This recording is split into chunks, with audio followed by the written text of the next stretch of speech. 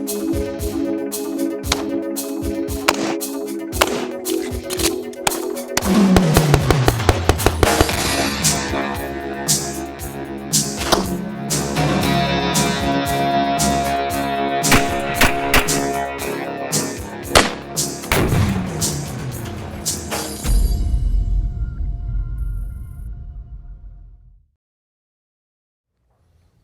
to Make Ready TV, where the world's most experienced firearms instructors train you in the comfort of your own home.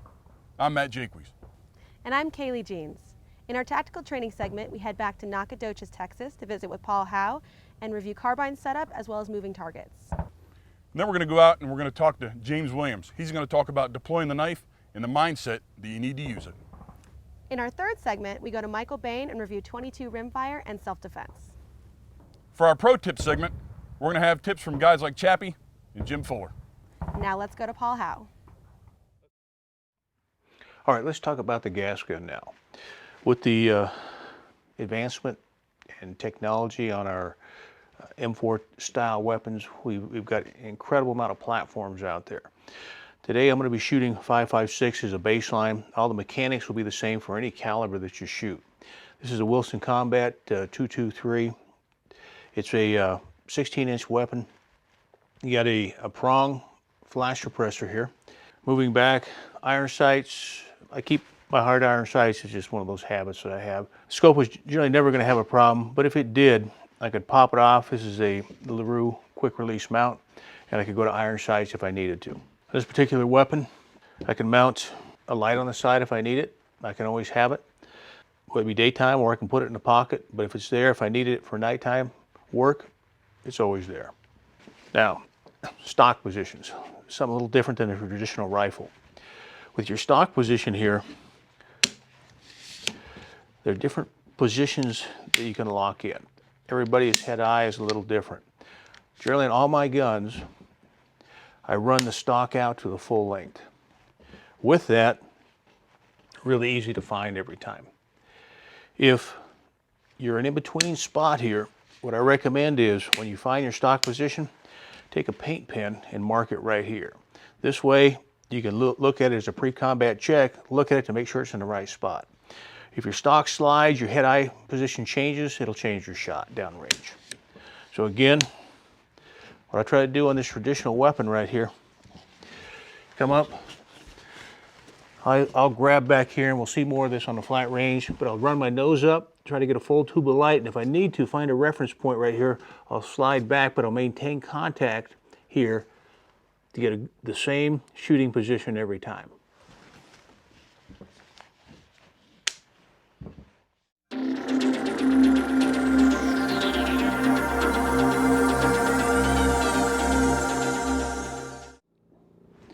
All right, there are times out there that we need to eradicate, say, pigs, and we wait in an ambush spot so we can take as many out as possible. The next drill we're going to do is what we call snaps. It's a variation of an old sniper drill, but we're going to get a 2-second exposure of multiple critters, and what we want to do is put bullets into them using surgical fire, as many as we can in a short amount of time. In this case here, we've got a prairie dog, 4 of them side by side. And again, what I'm going to do is going to move. I'm going to wait, just like I would. I might let the pigs come in, 1 come in, 2 come in, 3 come in, 4 come in. When I get enough, then I can start working them. Now again, bolt gun versus gas gun. Again, gas gun has the advantage on this, but we're going to shoot this drill. I'll shoot it 2 series, and we'll go check our hit. At this time, you're clear to move.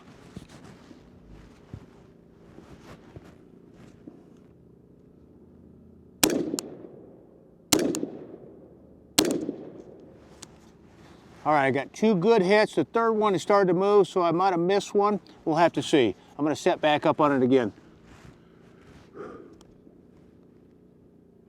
What I'm going to do is I'm going to take another row. I'm going to wait. I'm going to wait till they get set up. Again, I'm going to go safe off, roll.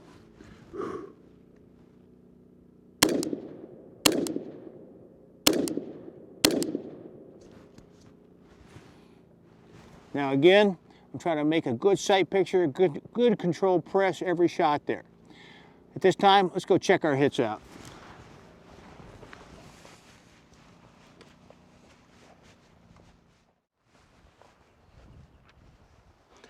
All right, let's check out our hits. I started with the bottom row here. So what we've got is good hit, good hit.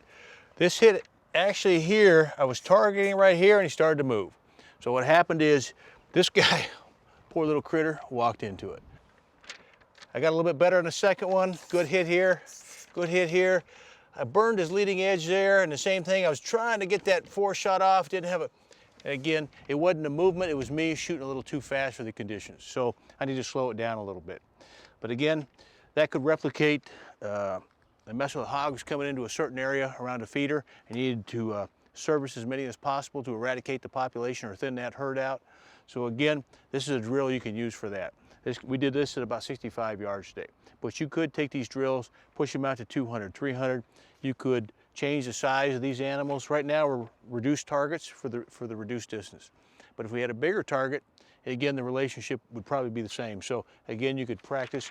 Again, I'm trying to shoot for also the biggest surface area possible on that critter. Make Ready TV is brought to you by FNH USA, Smith & Wesson, TNVC, and Pro Ears. You know, with Paul's military background, I have a hard time picturing him shooting groundhogs and rabbits. I expected some bigger targets. Matt, you know, beware the rabbit. They're kind of the scariest thing out there, right? Very true. Now let's go to James Williams and the blade.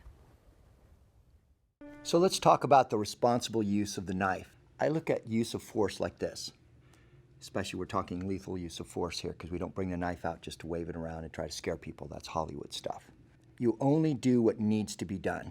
So if the problem that's being presented to you doesn't need a lethal solution, we don't provide a lethal solution. It doesn't have anything to do with what you think, what you want, your emotionals, or anything like that. It has to do with what's necessary. If it is necessary to pull a knife, that means that your life is in danger or the life of your loved ones, and there is not another alternative. So this is really important. You have two problems. The problem you're faced with immediately, which is why we want to stay calm and clear so we can see it. What solution is absolutely necessary here? Because the next problem is going to be with the legal system, potentially. If you only did what had to be done, you have no regrets, whatever takes place. If it's tried by 12 or carried by 6, easy. But you have to be able to see that and know so that you don't have regrets later. You don't get drunk in public.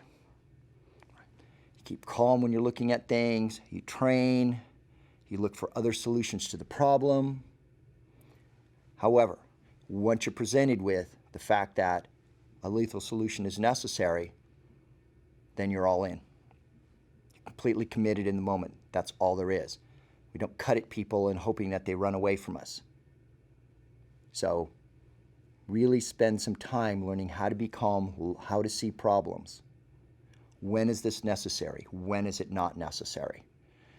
Samurai also looked at this the same way. If your cutting him down with your sword was part of a problem and the solution that he brought, you were free of the karma of that. Once you get emotionally involved in things, once you do it because of your emotional state, now there's a whole lot of psychological, psychic, potentially spiritual blowback from that. Use of force should be matter of fact, it needed to be done or it didn't need to be done. If it needed to be done, no regrets. That was our choice. There wasn't another one. So when you're training, think about this. You get presented with a situation, think about that. Be smart. Don't put yourself in situations that start to degenerate and now you've lost control of the deal. Let's take a look at mindset, both training and engagement. I hear a lot of times, training police, you're only going to be 80% as good when you actually engage as you are on the range. So nature designed us for failure, right? That's how it works. So when that lion's chasing you in Africa, you're only going to run 80% as fast. I don't think those guys stayed in the bloodline. You need to have the mindset. My friend Paul Howe, you're going to be at your absolute best when you need to be good. You have to put that in your head. Whatever shot has to be made, whatever decision has to be made, whatever's happening here, I'm at my best. I'm Michael Jordan, 7th game of the championships. 2.5 to go, big guy in my face, nothing but net. That's your mindset. So when you train so that you're as perfect as you can be, knowing that you're not, figure out where you're not, come back and do that again. So that when it's engagement time, you're just thinking about what needs to be done. No hesitation, no equivocation. The decisions have to be made ahead of time. If you're going to put steel on somebody or you're going to put rounds on them, that decision has to be made before you're faced with that. It's not decision-making time once you are. He who hesitates is lost. Recommendation, if you have never killed anything, you need to find an animal for slaughter or something and kill it. Those of you who are in most of the South and a lot of part of the Midwest, there's an epidemic of wild pigs. Trap them, use the knife. What's it feel like? Poke a hole in something. How long does it take it to die when I stab it here or cut its throat there? Don't make the first time that you've ever done something like that be the most important time with your life when you're saving your life or the lives of your loved ones. Get serious about this. It's serious business. Lethal force and mindset is something that's talked about in gun work a lot, but rarely in knife work, and James is spot on. Definitely. And before you can defend yourself against someone else, you should be able to defend yourself against your own emotions that come up. Now let's go to Michael Bain and review 22 rimfire. I want to head into one of those places where no man has gone before, and that's talking about the 22 long rifle within a self-defense context. Now you say, well, is a 22 long rifle an excellent defense cartridge? Absolutely not. But on the other hand, if it's what you have, it's certainly better than harsh language, if I can borrow a phrase from the movie Aliens. The key thing about any sub-caliber self-defense, and on the Best Defense on my podcast, we define sub-caliber as less than 9mm ball. Less than 124, 125 grain 9mm ball is all considered sub-caliber. That includes 32, 380, 38 Smith & Wesson, especially out of a short barrel revolver where you're going to lose a little velocity, and 22 long rifle. So what we've done basically is try to come up with a theory, a doctrine if you will, for working with sub-caliber ammunition in a self-defense context. Key thing to remember too is that most self-defense shootings happen within this hot zone, basically at arm's reach. That's been consistent for decades. So if you ever have to shoot somebody in the real world, you're probably going to be at this position with them. And you are probably going to be moving back as well. So if in the real world you have to shoot somebody, you are probably going to have to shoot them at this distance. And I can pretty much guarantee you that you're going to be backpedaling as you do it. Key thing, sub-caliber means lots of rounds. We tend to think in terms of stopping power. What's the stopping power of a cartridge? The stopping power of a 22 long rifle is Zippo. Now, you've no doubt heard on the internet that more people have been killed with a 22 long rifle than any other cartridge in history. That's true, but they didn't necessarily fall dead as if they were hit by a bolt out of the blue. Even elephant poachers in Africa have killed elephants with 22 long rifle, but they don't die easy. So you have to factor that in. You say, I have a 22. It's all I have available, or it could be in a non-permissive environment. Say you're in a city, you're limited in what you can own, and you have a Ruger 1022 rifle, or you have a 22 pistol. We backed up a little bit here because it is steel. One of the advantages of the Action Target steel is that center plate flops. I always like to teach that with a sub-caliber gun, what you're talking about basically is shots that have to fall within an index card. The index card is here, like the blue plate on the chest there, or the index card is here. You have a very small arrangement. But again, with sub-caliber, you're thinking, I've got to put rounds on the target. More rounds is better. More rounds is always better. Let me talk a little bit about the concept of a failure drill.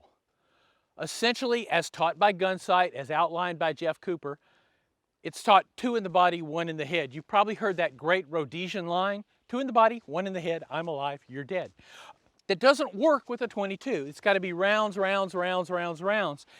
And then, only then, is it going to be the failure drill. Are you going to go ahead and shoot the headshot? Remember, it has to be rounds, as many rounds as you can. Another point, which round should it be? Well, we're talking about sub-caliber guns, right? But you always want to optimize your ammunition. Those were 40 grain lead Gemtech bullets. They're the quietest rounds that you can for a suppressed .22 like this gun, this Ruger. But if you have to use a gun for self-defense, you need to do the very best you can on ammunition. Typically something like CCI mini mags, CCI stingers, any one of the ultra high velocity. And when we talk about .22s, that ultra high velocity is like 1,200, 1,300 feet per second, 36 to 40 grain bullet. You want to give yourself as much of an advantage as you can .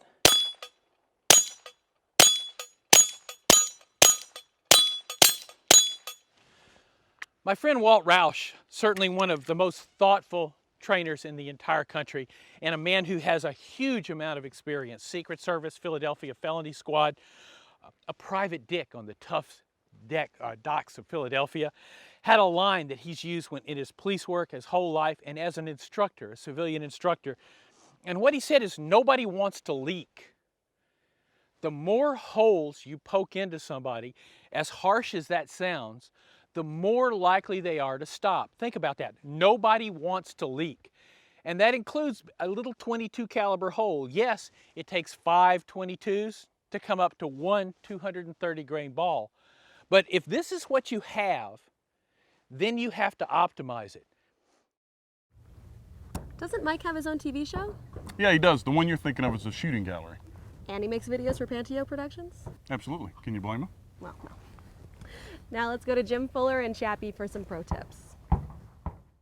The Make Ready TV Pro Tips are presented by Battle Comp Enterprises.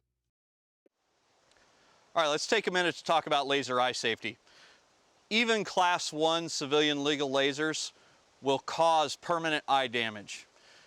Laser eye safety classes are determined by the Food and Drug Administration to tell you how long and at what distance the eye can be exposed without permanent damage. We get a lot of questions about why can I have a 5 milliwatt visible laser, but I can only have a 0.7 milliwatt infrared laser. The reason for that is a visible laser, you can see it being pointed at you. You can take defensive measures to protect yourself from it. It's basically the dumb factor. With an IR laser, you don't know it's being shined in your eye until it's taken away and there's now a floaty in your eye or permanent cornea damage.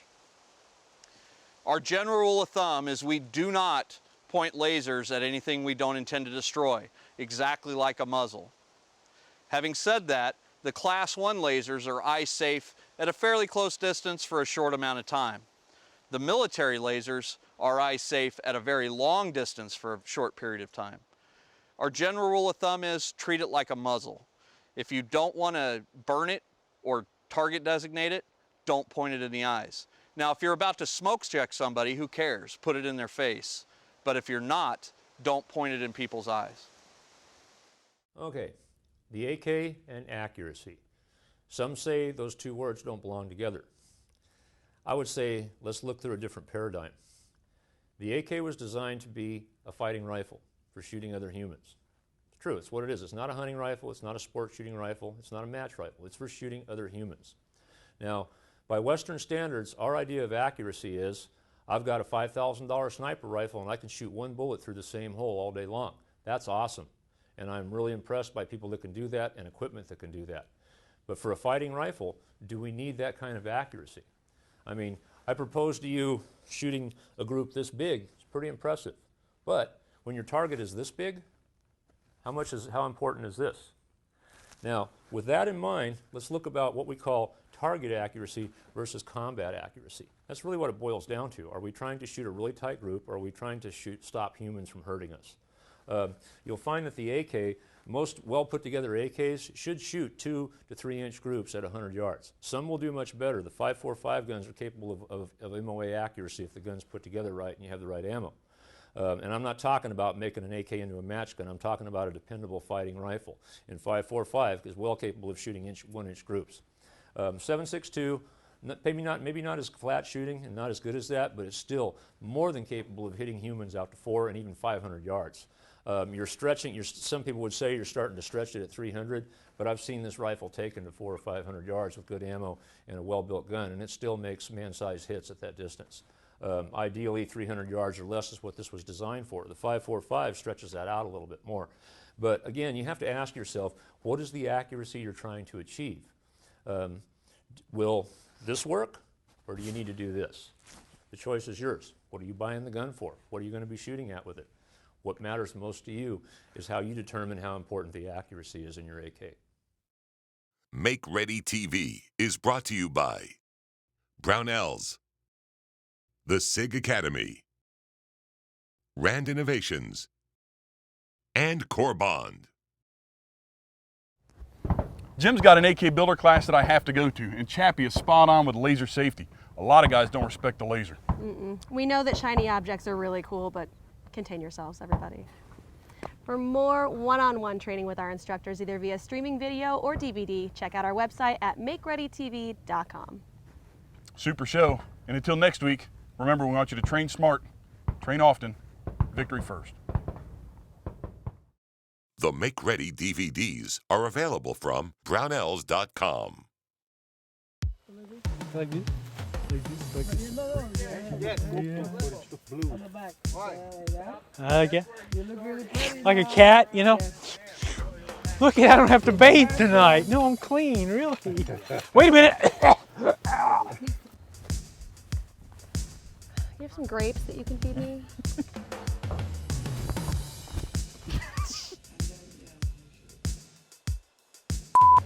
What's the matter with your hat? What the Gangsta. East LA!